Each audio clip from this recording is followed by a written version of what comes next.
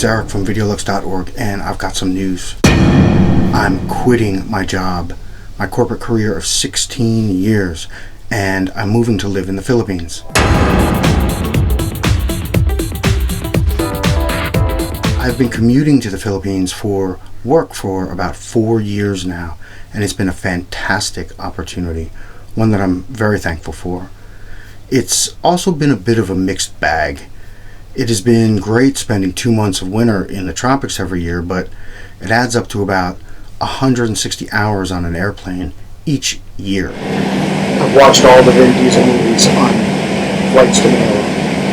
Let's say I watched Fast and the Furious 6, Fast 5, Fast and the Furious, Fast and the Furious Tokyo Drift, Too Fast and Too Furious.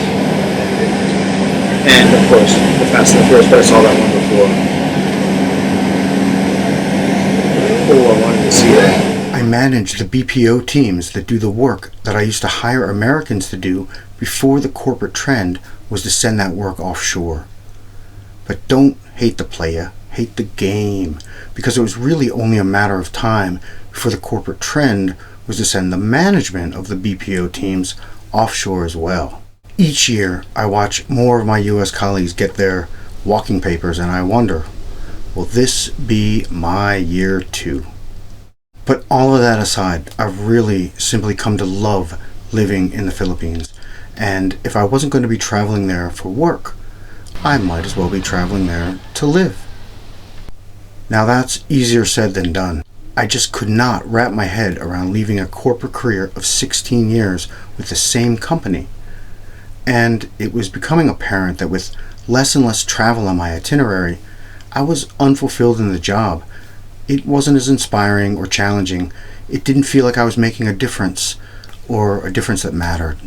I hadn't realized it at first, but I've been simplifying my life in the US. I was minimizing my expenses, actively downsizing, living simply, like so many Filipinos do.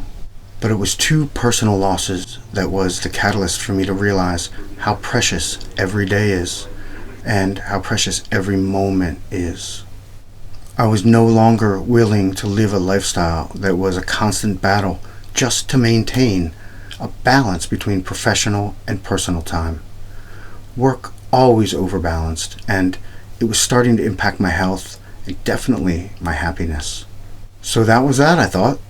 When I get laid off, I'll just go to New Mexico and learn how to build earthships, or move to the Philippines, or both. But the layoff just never happened, and I was realizing that I was not powerfully creating the future I wanted. I was still allowing the corporate job that was overwhelming the healthy balance in my life to dictate when or how I was going to take action. So I knew I had to draw a line and set a date that I would resign and move on with or without the benefit of a severance package. So I revised my plan. I increased my downsizing effort. June 7th, 2016.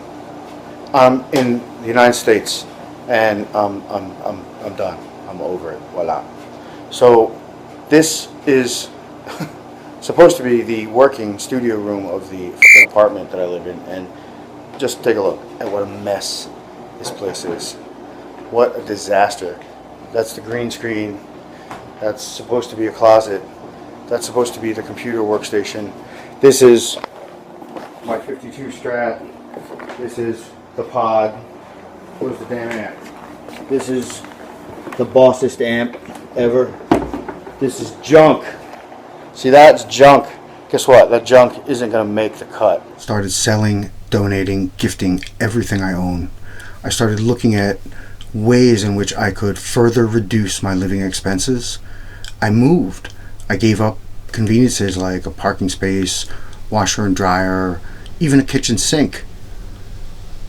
So I'm going to share a lot of the challenges that I faced and what I had to do to overcome them, or to come to terms with them in order to arrange to leave my life in the US behind.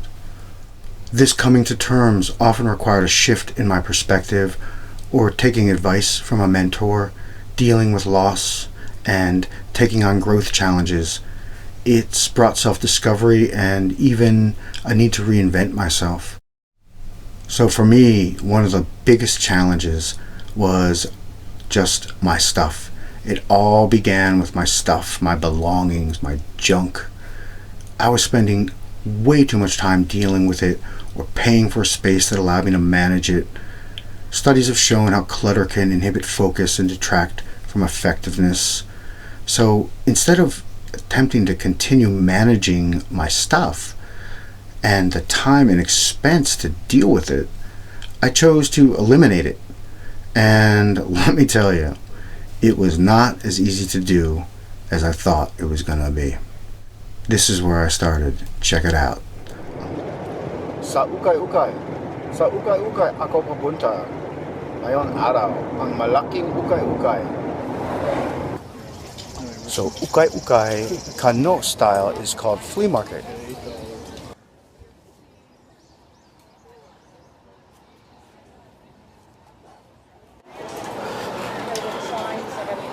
And this is my junk.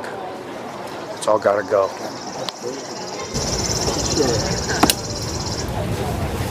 I got a daredevil ring here.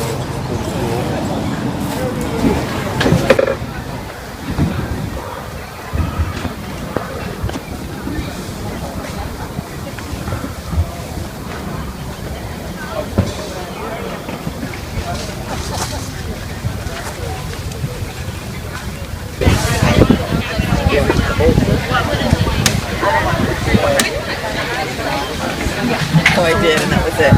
What I would do is love to go to